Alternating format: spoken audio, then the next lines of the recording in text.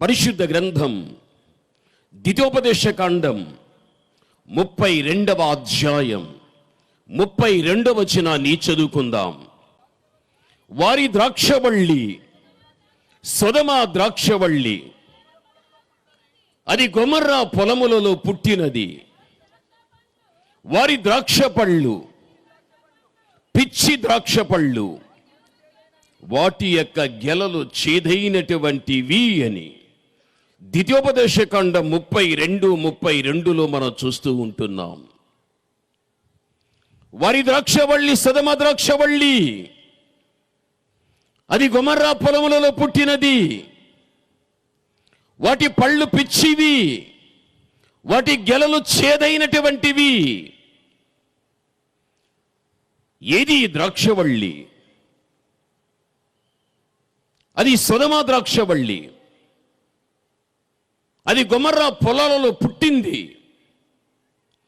వాటి పళ్ళు చూస్తే పిచ్చివవి, వాటి గెలలు చూస్తే చేదైనటువంటివి. పరిశుద్ధ గ్రంథము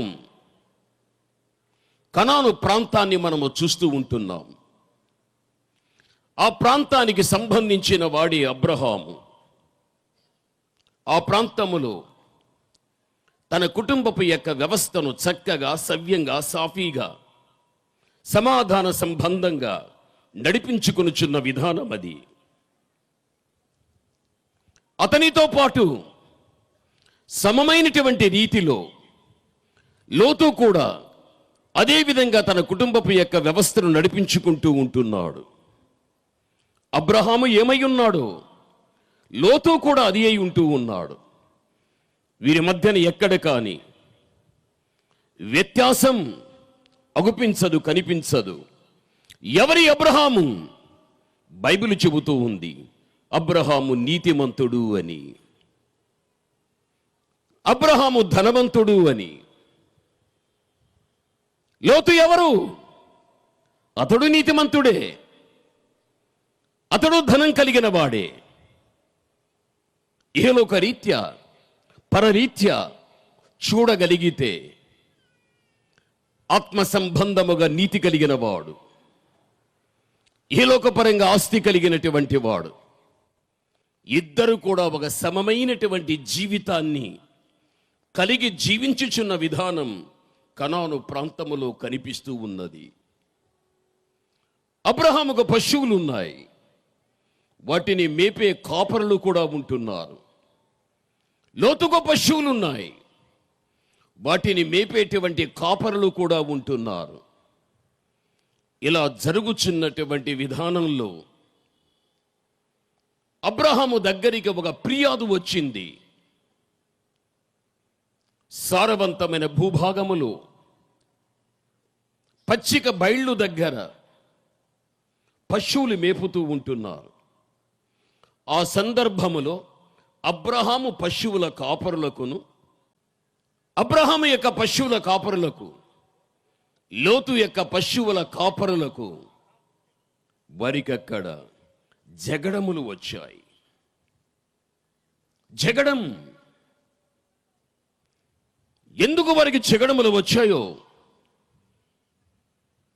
అది ఎరిగిన వ్యక్తులు అబ్రహాము దగ్గరికి వచ్చి, మా యజమానుడైన అబ్రహామా, మాకును లోతు పశువుల కాపరులకు జగడములు జరిగాయి ఫిర్యాదు చేశారు. అబ్రహాము పట్టించుకున్నాడు. అదేవిధంగా లోతు కాపరులు వచ్చారు. మా యజమానుడైన లోతు, మాకును అబ్రహాము యొక్క పశువుల కాపరులకు జగడములు జరిగాయి అని వారు ఫిర్యాదు చేశారు. అబ్రహాము పట్టించుకున్నట్లు లోతు పట్టించుకోలేదు. అబ్రహాము పట్టించుకున్నాడు, లోతు పట్టించుకోలేదు. అబ్రహాము ఆలోచనలో పడిపోయాడు. మా పశువుల కాపరుల మధ్యన జరిగినటువంటి ఈ వివాదం కాలానుగుణ్యంగా మా ఇద్దరి మధ్యకు రావడమే జరగగలిగినట్లయితే మా ప్రేమకు, మా ఐక్యతకు, మా అన్యోన్యతకు, మా సమాధానానికి అంతరాయం కలుగుతుంది. కాబట్టే మా మధ్య ఉన్న ఈ ప్రేమ, ఐక్యత చిరకాలము ఉండాలి అంటే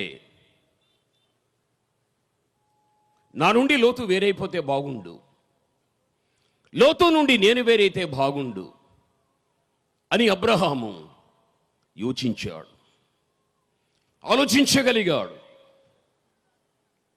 అబ్రహాము తీసుకున్న తీర్మానం అది. ఒక్క పర్యాయం అబ్రహాం లోతును వెంట పెట్టుకుని ఒక చక్కని రహదారిలో ప్రయాణమై వెళుతూ తన పశువుల కాపరులకు, లోతు పశువుల కాపరులకు జరిగినటువంటి సంఘటన ఏదైతే ఉందో దాని గురించి వారు సంభాషించుకోవడం జరుగుతూ ఉంది. అసలుకు వారికి వివాదం రావడానికి కారణం ఏమిటి? ఆస్తి ఎక్కువ ఉంది, స్థలము సంకుచితంగా ఉంది. ఆ ఒక్క కారణాన్ని బట్టే. ఆస్తి ఎక్కువ, స్థలము తక్కువ. ఆ ఒక్క కారణాన్ని బట్టి వారికి అక్కడ కలహము వచ్చినట్లు బైబిల్ స్పష్టం చేస్తూ ఉంది. లోతు, ఈ ఒక్క కారణాన్ని బట్టి నీ పశువుల కాపరులకు నా పశువుల కాపరులకు జగడములు జరగగలిగాయి. కాలానుగుణంగా అవి మన మధ్యకే రావడం జరిగితే తప్పనిసరిగా మన మధ్యన మిత్రుత్వం పోయి శత్రుత్వం అనేది వచ్చేస్తుంది. అంత పని జరగకుండా ఉండునట్లు నేను ఒక ఆలోచనకు వచ్చేసాను అని దీని గురించి మాట్లాడుతూ ఒక ఎత్తైన పర్వతం మీదకి తీసుకువెళ్ళి, లోతు, నీ నుండి నేను కానీ నా నుండి నీవు కానీ వేరు కావటానికి ఒక చక్కని ఆలోచన ఇస్తున్నా. ఈ ఎత్తైన పర్వతం దగ్గరికి తీసుకువచ్చినటువంటి నీకు చూపించే ప్రాంతం ఏదైతే ఉంటున్నదో ఆ ప్రాంతాన్ని ఒక్కసారిగా నీవు చూస్తావా? నీ కంటి కనుచూపే మేర కనిపించిన ప్రాంతములు నీకు ఏది కావాలో అది నీదే. ఏది వద్దు అని అనుకుంటావో అది నాదిగా నేను భావిస్తా. ఈ విధంగా మనం నా నుండి నీవు, నీ నుండి నేను వేరైపోయి అలా దూరంగా ఉండగలిగితే, కలిసి ఉన్నప్పుడు మన మధ్యన ప్రేమ ఎలా ఉన్నిందో, మన బంధం, ఈ అనుబంధం ఎలా మనం కాపాడుకుంటూ ఉండగలిగితేమో, కొంచెం దూరంగా ఉండిన దీనిని మనము కూడా కాపాడుకోగలం. అబ్రహాము చెప్పడం, లోతు వినడం. నిజంగా లోతు ఆ మాటలు విన్న తర్వాత లోతు స్పందించాలి. అబ్రహామా, నీ పశువుల కాపరులకు నా పశువుల కాపరులకు ఎన్ని జగడములు జరిగినా సమర్థించుకుందాం, క్షమించుకుందాం, కలిసిపోయి సాగిపోదాం అని అనవలసినది లోతు అనలేదు. లోతు అనకపోవటానికి కారణం ఏంటి తెలుసా? అబ్రహాము చూపించిన ప్రాంతం లోతును ఆకర్షించేసింది, లోతును ఆకర్షించింది. అది చక్కని సారవంతమైన భూభాగం, చక్కని పచ్చిక బయళ్ళు. ఆ ప్రాంతాన్ని చూచిన తర్వాత దాని చేత ఆకర్షించబడిపోయినటువంటి లోతు ముందు వెనుక ముందు ఏమాత్రము యోచించక, ఆలోచించక ఆ ప్రాంతాన్ని నేను ఎన్నిక చేసుకోగలిగినట్లయితే ఇహలోక రీతిగా గొప్ప ధనవంతుడనైపోతా, నేను గొప్ప ధనవంతుడనైపోతా. అటువంటి ఆలోచన లోతులోనికి రావడం జరిగిపోయాది. లోతు తీసుకున్న తీర్మానం మంచిది కాదు. అబ్రహాము చెప్పవచ్చు, లోతు వినవచ్చు. అయితే అబ్రహాము చెప్పిన దానితో ఏకీభవించకూడదు. రాని, నీ కాపరులకు నా కాపరులకు ఎన్నైనా రాని, సమర్థించుకుందాం, క్షమించుకుందాం, ప్రేమగా కలిసిపోదాం అని చెప్పవలసిన లోతు చెప్పలేకపోయాడు. అబ్రహాము చూపించిన భూభాగం ఏదైతే ఉందో దాని చేత ఆకర్షించబడిపోయి అబ్రహాము నుండి వేరైపోవటానికి, అబ్రహాము ఉన్న ప్రాంతాన్ని విడిచిపెట్టి వేరైపోవటానికి తెగించాడు లోతు. తప్పు చేసేశాడు. లోతు తప్పు చేశాడు. ఏం తప్పు చేశాడు? అబ్రహాము నీతిమంతుడు, లోతు నీతిమంతుడే. నీతిమంతునితో సహవాసం చేస్తే ఆ నీతికి అంతరాయము రాదు. ఆ నీతికి అంతరాయం రాదు. కనాను ప్రాంతం దేవుడు ఉన్న స్థలం, దేవుని ప్రజలు ఉన్న స్థలం. దేవుడు ఉన్న, దేవుని ప్రజలు ఉన్న స్థలాన్ని విడిచి దేవుడు లేని, దేవుని ప్రజలు లేని స్థలానికి వెళ్ళిపోగలిగాడు. తాను ఎన్నిక చేసుకున్న భూభాగమే సొదొమ గొమొర్రా భూభాగం. సొదొమలో దేవుడు లేడు. సొదొమ గొమొర్రా ప్రాంతంలో దేవుని ప్రజలు లేరు. కనానులో దేవుడు ఉన్నాడు, దేవుని ప్రజలు ఉంటున్నారు. దేవుడు ఉన్న, దేవుని ప్రజలు ఉన్న స్థలాన్ని విడిచిపెట్టాడు. దేవుడు లేని, దేవుని ప్రజలు లేని స్థలానికి తాను వెళ్ళిపోయాడు. నీతిమంతుడుగా పిలువబడిన లోతు తప్పు చేసేశాడు. తన ఆత్మీయ జీవితానికి తానే నష్టాన్ని తెచ్చుకునేంత పరిస్థితి తాను తీసుకున్న నిర్ణయం. అందుకే వారి ద్రాక్షవల్లి సొదొమ ద్రాక్షవల్లి, అది గొమొర్రా పొలములలో పుట్టినది. వాటి పళ్ళు పిచ్చి పళ్ళు, వాటి గెలలు చేదైనవి. ఇక్కడ కనిపించేటువంటి ద్రాక్షవల్లి సొదొమ ద్రాక్షవల్లి. ఈ ద్రాక్షవల్లి లోతు యొక్క కుటుంబం ద్రాక్షవల్లిగా పిలువబడుతూ ఉంది. ఎందుకు అంటే, ఒక స్థలములో ఉన్న ఈ చెట్టును మనము వేర్ల వరకు పెల్లగించి దీన్ని తీసి మరో స్థలములో నాటినట్లుగా ద్రాక్షవల్లి అని చెప్పబడుచున్నటువంటి లోతు యొక్క కుటుంబం ఒక చెట్టులాగా కనానులో నుండి పెరికి వేసి సొదొమలో నాటుకోగలిగాడు. తప్పు చేసేశాడు. తన గుడారం కనానులోనే కుటుంబ సమేతంగా వెళ్ళి సొదొమలో నాటుకోగలిగాడు. సొదొమలో తన గుడారాన్ని పెట్టుకోగలిగాడు. అందుకే ఇప్పుడు లోతు ఎవరు? సొదొమ నివాసి, కనాను నివాసి కాదు, సొదొమ నివాసి అయిపోయాడు. ఇక్కడ మనకు కనిపించే ద్రాక్షవల్లిని ద్రాక్షవల్లిగా అర్థం చేసుకోవద్దు. ద్రాక్షవల్లి లోతును, ద్రాక్షవల్లి లోతు కుటుంబాన్ని సూచించుచూ ఉంటున్నది. ఎప్పుడైతే కనాను నుంచి తన కుటుంబాన్ని తీసి సొదొమలో నాటుకోగలిగాడు, సొదొమ నివాసి అయిపోయాడు. కాబట్టి అతడు సొదొమ ద్రాక్షవల్లిగా పిలువబడగలిగాడు. అది గొమొర్రా పొలాలలో పుట్టింది. నిజమే, గొమొర్రా ప్రాంతములో చెదిరి ఉన్న మనుషుల బుద్ధులు, వారి అలవాట్లు, వారి ప్రవర్తన, వారి చేష్టలు ఏవైతే ఉన్నాయో వీరిలో కూడా పుట్టుకుని వచ్చేసాయి. అందుకే అది గొమొర్రా పొలములలో పుట్టినది. బైబిల్ చెబుతూ ఉంది. వాటి పండ్లు పిచ్చి పళ్ళు, వాటి గెలలు చేదైనవి. ద్రాక్షవల్లి లోతు అయితే ఆ లోతుకు పుట్టిన ఇద్దరు కుమారులే పిచ్చి పళ్ళు. లోతు కుమార్తెలే చేదైన గెలలు. పండ్లు పండ్లుగా, గెలలు గెలలుగా, అక్షరార్థకంగా నువ్వు అర్థం చేసుకోవద్దు. ద్రాక్షవల్లి నుండి పుట్టినటువంటి ఆ పండ్లు పిచ్చివి, అవి చేదైన గెలలు అని లోతు కుమార్తెల గురించి చెప్పబడి ఉంటున్నది అక్కడ. ఎందుకు వారు ఎందుకు పిచ్చి పళ్ళుని పిలువబడగలిగారు? వారు ఎందుకు చేదైన గెలలను కుమార్తెలు పిలువబడగలిగారు? ఏం కారణం? నెమ్మదిగా మనం ఆలోచిద్దాం.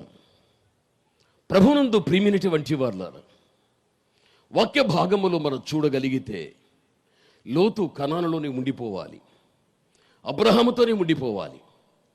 అయితే కనానులో ఉండక, అబ్రహాముతో ఉండకుండా సొదొమకు వెళ్ళిపోయాడంటే దేవుడు లేని, దేవుని ప్రజలు లేని స్థలంలోనికి తను వెళ్ళిపోయాడు. మీ అందరికీ తెలుసు, దుష్ట సంగత్యం మంచి నడవడిని ఏం చేస్తుంది? చెడిపివేస్తుంది. సొదొమ గొమొర్రా ప్రాంతం అంతా దుస్తులే. నీతిమంతుడైన వాడు దుస్తులతో సహవాసం చేసిన కారణాన్ని బట్టి ఆ దుష్ట సంగత్యం తన నీతి కలిగిన జీవితానికి అంతరాయాన్ని కలిగించగలిగాది. నువ్వు దేవుని కుమార్తెవు, నువ్వు దేవుని కుమారుడవు. భూమి మీద ఉన్నంత కాలం నీ దేవునితో నీ సహవాసం. నీ వంటి భక్తి కలిగిన వ్యక్తులు ఎవరైతే ఉంటున్నారో అలాంటి వ్యక్తులతో నీ సహవాసం. అప్పుడు నీ ఆత్మీయ జీవితానికి ఎక్కడ కానీ అంతరాయం అన్నది కలుగనే కలుగదు. చచ్చిపోయేంత వరకు దేవునితో, నీ వంటి భక్తి కలిగిన వ్యక్తులతో నీవు సహవాసం చేస్తే నీ ఆత్మీయ జీవితానికి ఎక్కడ కానీ అంతరాయం, అభ్యంతరం అన్నది కలుగనే కలుగదు. ఇది నీవు గమనించవలసిన విషయం. ప్రభునందు ప్రియమైన వాళ్ళారా, ఆ విధంగా లోతు వెళ్ళిపోవడం లోతుకు ఇష్టంగా ఉండొచ్చు, కానీ దేవునికి ఇష్టం లేదు. అబ్రహాముని విడిచిపెట్టడం, సొదొమాను వెళ్ళిపోవడం, కనాను విడిచిపెట్టడం దేవునికి ఇష్టం లేదు. అందుకే బైబిల్ గ్రంథంలో మనం చూడగలిగినట్లయితే, ప్రభునందు ప్రియమైనటువంటి వాళ్ళారా, దేవుని వాక్యములో మనకు తెలియపరిచేది ఏమిటి అంటే, కదర్లయోమేరు అన్న రాజు, అతనితో పాటు సాటి రాజులు ఒక సమూహంగా చేరి సొదొమ గొమొర్రా పట్టణం మీద యుద్ధం చేశారు.